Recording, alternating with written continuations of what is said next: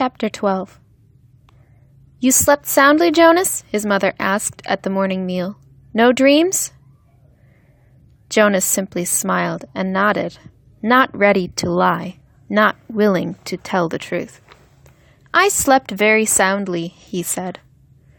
"I wish this one would," his father said, leaning down from his chair to touch Gabriel's waving fist. The basket was on the floor beside him, in its corner, beside Gabriel's head. The stuffed hippo sat staring with its blank eyes. "So do I," Mother said, rolling her eyes. "He's so fretful at night." Jonas had not heard the new child during the night because, as always, he had slept soundly. But it was not true that he had no dreams. Again and again, as he slept, he had slid down that snow-covered hill. Always, in the dream, it seemed as if there were a destination, a something, he could not grasp what, that lay beyond the place where the thickness of snow brought the sled to a stop. He was left, upon awakening, with the feeling that he wanted, even somehow needed, to reach the something that waited in the distance. The feeling that it was good, that it was welcoming, that it was significant. But he did not know how to get there. He tried to shed the leftover dream, gathering his schoolwork and preparing for the day. School seemed a little different today. The classes were the same: language and communications, commerce and industry, science and technology, civil procedures and government. But during the breaks for recreation periods and the midday meal, the other new 12s were abuzz with descriptions of their first day of training. All of them talked at once, interrupting each other, hastily making the required apology for interrupting, then forgetting again in the excitement of describing the new experiences. Jonas listened. He was very aware of his own admonition not to discuss his training. But it would have been impossible anyway. There was no way to describe to his friends what he had experienced there in the annex room. How could you describe a sled without describing a hill and snow? And how could you describe a hill and snow to someone who had never felt height or wind or that feathery magical cold? Even trained for years as they all had been in precision of language, what words could you use which would give another the experience of sunshine? So it was easy for Jonas to be still and to listen. After school hours, he rode again beside Fiona to the house of the old. "I looked for you yesterday," she told him, "so we could ride home together. Your bike was still there, and I waited for a little while, but it was getting late, so I went on home." "I apologize for making you wait," Jonas said. "I accept your apology," she replied automatically. "I stayed a little longer than I expected," Jonas explained. She pedaled forward silently, and he knew that she expected him to tell her why.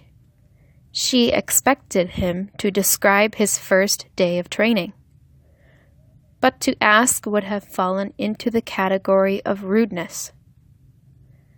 "You've been doing so many volunteer hours with the old," Jonas said, changing the subject. "There won't be much that you don't already know." "Oh, there's lots to learn," Fiona replied. "There's administrative work, and the dietary rules, and punishment for disobedience. Did you know that they use a discipline wand on the old, the same as for small children? And there's occupational therapy, and recreational activities, and medications, and—" They reached the building and braked their bikes. "I really think I'll like it better than school," Fiona confessed. "Me too," Jonas agreed, wheeling his bike into its place. She waited for a second, as if again she expected him to go on. Then she looked at her watch, waved, and hurried toward the entrance. Jonas stood for a moment beside his bike, startled. It had happened again. The thing that he thought of now as seeing beyond. This time it had been Fiona who had undergone that fleeting, indescribable change. As he looked up and toward her, going through the door, it happened. She changed. Actually, Jonas thought, trying to recreate it in his mind, it wasn't Fiona in her entirety. It seemed to be just her hair, and just for that flickering instant. He ran through it in his mind. It was clearly beginning to happen more often. First, the apple a few weeks before. The next time had been the faces in the audience at the auditorium, just 2 days ago. Now today, Fiona's hair. Frowning, Jonas walked toward the annex. I will ask the giver, he decided. The old man looked up, smiling, when Jonas entered the room. He was already seated beside the bed, and he seemed more energetic today, slightly renewed, and glad to see Jonas. Welcome, he said. We must get started. You're 1 minute late. I apologize, Jonas began, and then stopped, flustered, remembering there were to be no apologies. He removed his tunic and went to the bed. I'm 1 minute late because something happened, he explained, and I'd like to ask you about it, if you don't mind. You may ask me anything. Jonas tried to sort it out in his mind so that he could explain it clearly. I think it's what you call seeing beyond, he said. The giver nodded. Describe it, he said. Jonas told him about the experience with the apple. Then the moment on the stage, when he had looked out and seen the same phenomenon in the faces of the crowd. Then today, just now, outside, it happened with my friend Fiona. She herself didn't change exactly, but something about her changed for a second. Her hair looked different, but not in its shape, not in its length. I can't quite... Jonas paused, frustrated by his inability to grasp and describe exactly what had occurred. Finally, he simply said, It changed. I don't know how or why. That's why I was 1 minute late, he concluded, and looked questioningly at the giver. To his surprise, the old man asked him a question which seemed unrelated to the seeing beyond. When I gave you the memory yesterday, the first one, the ride on the sled, did you look around? Jonas nodded. Yes, he said, but the snow in the air made it hard to see anything. Did you look at the sled? Jonas thought back. No, I only felt it under me. I dreamed of it last night, too. But I don't remember seeing the sled in my dream either. Just feeling it. The giver seemed to be thinking. When I was observing you before the selection, I perceived that you probably had the capacity, and what you describe confirms that. It happened somewhat differently to me, the giver told him. When I was just your age, about to become the new receiver, I began to experience it, though it took a different form. With me it was, well, I won't describe that now. You wouldn't understand it yet. But I think I can guess how it's happening with you. Let me just make a little test to confirm my guess. Lie down. Jonas lay on the bed again with his hands at his sides. He felt comfortable here now. He closed his eyes and waited for the familiar feel of the giver's hands on his back. But it didn't come. Instead, the giver instructed him. Call back the memory of the ride on the sled. Just the beginning of it, where you're at the top of the hill, before the slide starts. And this time, look down at the sled.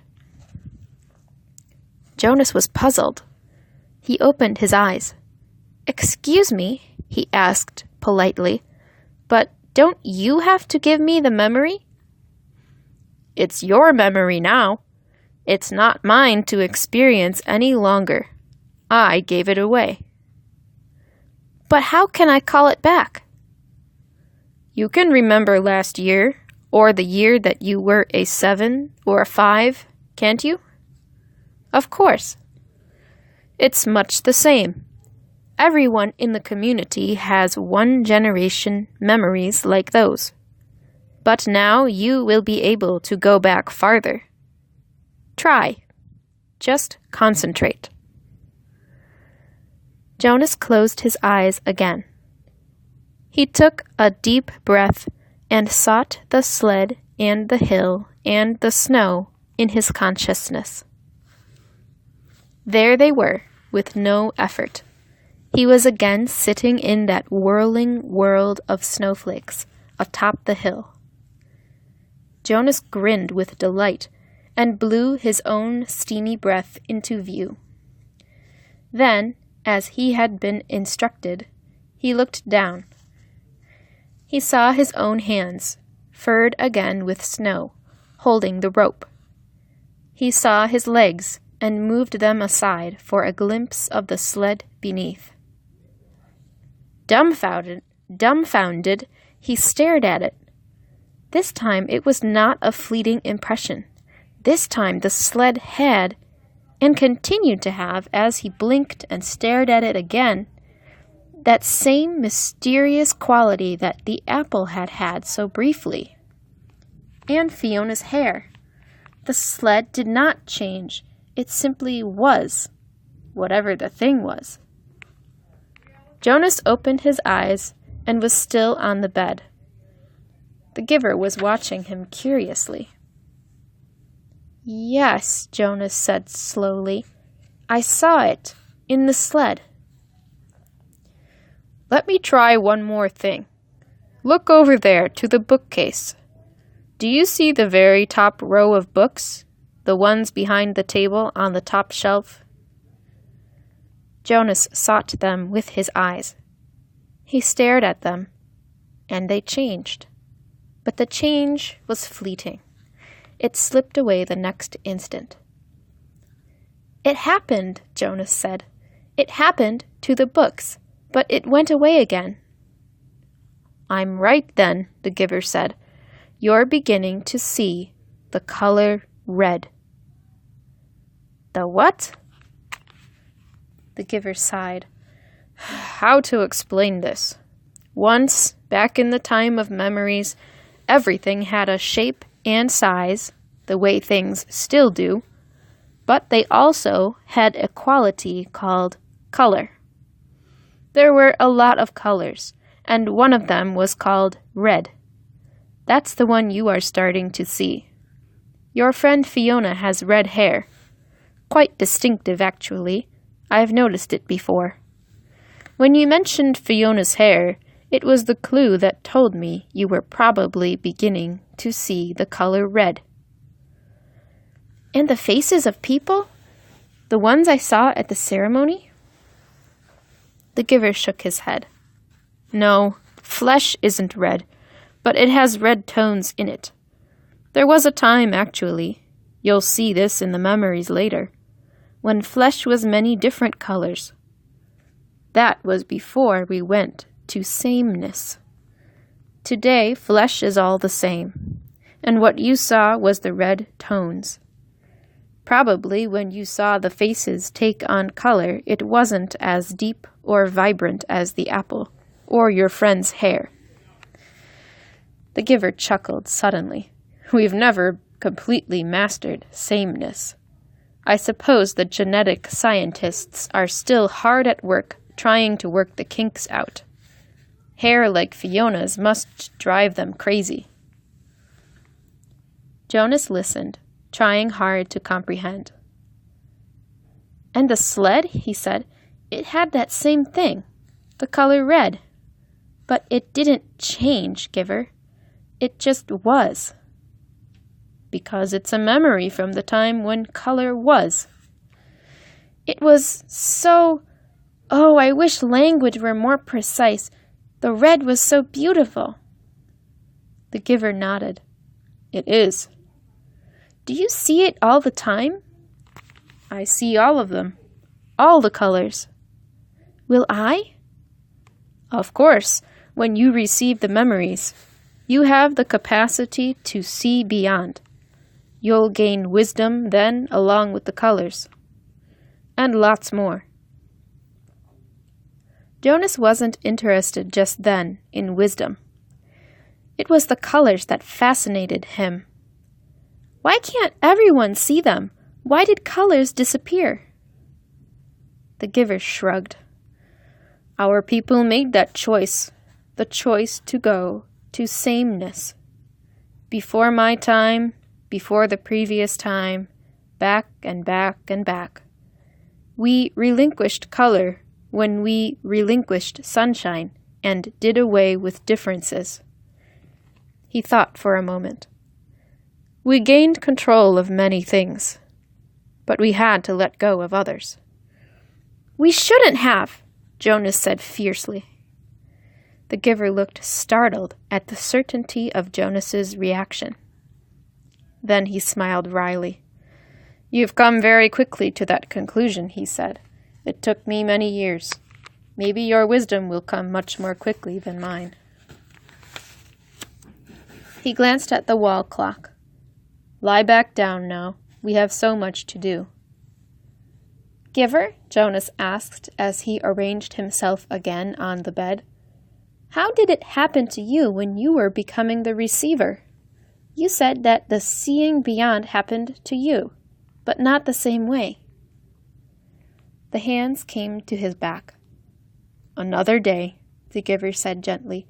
I'll tell you another day. Now we must work, and I've thought of a way to help you with the concept of color. Close your eyes and be still now. I'm going to give you a memory of a rainbow.